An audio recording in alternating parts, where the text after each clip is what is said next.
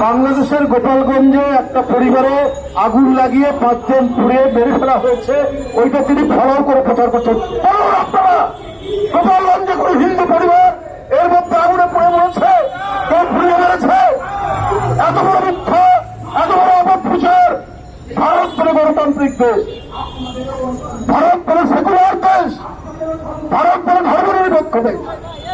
আর তাদের মিডিয়া আজকে খেয়ে না খেয়ে বাংলাদেশের বিরুদ্ধে অপপ্রচার করছে।